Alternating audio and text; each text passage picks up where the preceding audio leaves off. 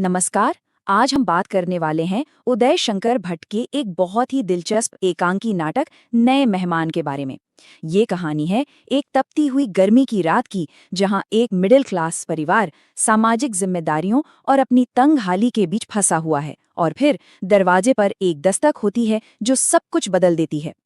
कहानी की शुरुआत ही इस एक लाइन से होती है जो पूरे माहौल को बयां कर देती है। घर का मालिक विश्वनाथ जब ये कहता है मकान है या भट्ठी, तो ये सिर्फ मौसम की गर्मी नहीं है। नहीं, ये उसके जीवन की उलझनों, उसकी आर्थिक तंगी की अंदरूनी तपिश है।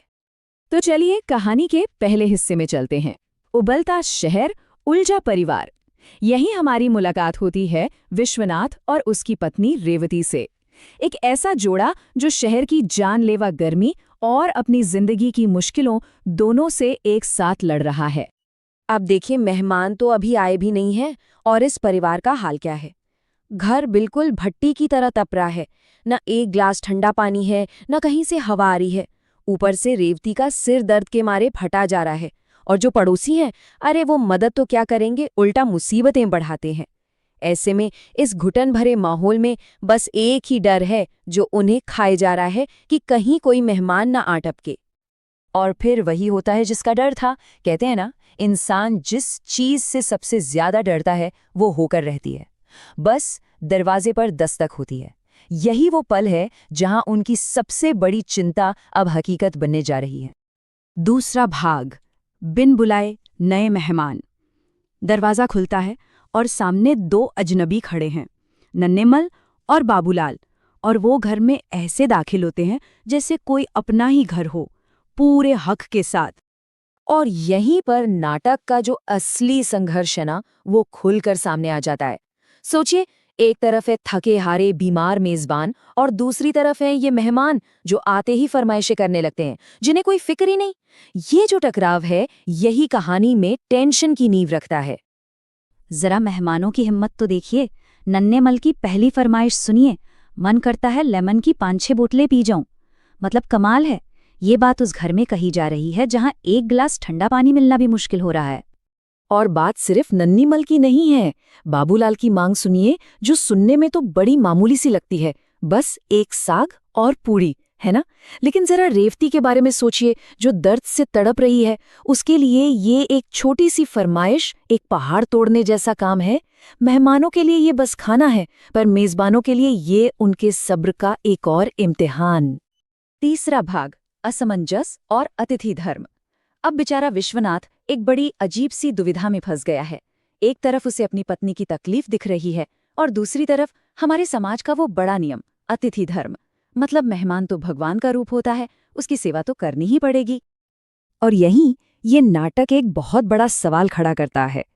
ये जो मेहमान नवाजी है, ये एक पवित्र कर्तव्य है, या कुछ हालातों में ये एक असहनीय बोझ बन जाता है।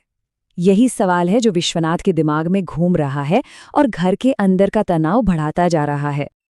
अब जरा देखिए कि सिर्फ 45 मिनट के अंदर हालात कैसे हाथ से निकल जाते हैं। 8 बजे मेहमान घर में घुसते हैं। 8:15 होते होते फरमाइशें शुरू हो जाती हैं। 8:30 बजे तक एक मेहमान पानी गिरा देता है और पड़ोसी से झगड़ा हो जाता है। और 8:45 बजते बजते रेवती का सब्र टूट जाता है। वो साफ साफ कह देती है, मैं अजनबियों के लिए खाना नहीं बनाऊंगी। तो जब पानी सिर से ऊपर चला जाता है, तब जाके विश्वनाथ हिम्मत करता है और एक आखिरी हताश कोशिश करता है ये जानने की कि भाई आखिर ये लोग हैं कौन, आए कहाँ से हैं। और यहाँ पर तो मानो कन्फ्यूजन का पूरा जाल है खुल जाता है। मेहमान कभी कहते हैं कि वो बिजनौर से हैं, फिर किसी संपत राम का नाम लेते हैं जिसे विश्वनाथ जानता तक नहीं, फिर मुरादाबाद के किसी सेठ का जिक्र आता है, लेकिन वो जानकारी भी गलत निकलती है। मतलब कोई सिरा पकड़ में ही नहीं आ रहा था। लेकिन फिर बातों बातों में एक शब्द निकलता है, कविराज। और बस उसी एक शब्द से सारा राज खुल जाता है। पता चलता है कि ये लोग गलत घर में आ गए हैं। इन्हें तो अगली गली में रहने वाले कविराज रामलाल के पास जाना था। चौथा भाग, नाटक का असली मोड़। अब सबको लगा होगा कि चलो भाई मुसीबत टल गई, कहानी खत्म। लेकिन नहीं, कहानी का असली सबसे मजेदार ट्विस्ट तो अब आने वाला था। तो वो बिन बुलाए मेहमान चले गए, और घर ने ओफ एक शांति का पल आया। विश्वनाथ और रेवती ने एक लंबी राहत की सांस ली। उन्हें लगा कि चलो अब सब ठीक है। लेकिन ये शांति बस कुछ ही पलों की थी, क्योंकि दरवाजे पर एक बार फिर दस्तक होती है। यही है इस नाटक का असली क्लाइमैक्स, जो एक बिल्कुल नया मोड़ लेकर आता है। और ये जो तुलना है ना, यही नाटक का पूरा सार है।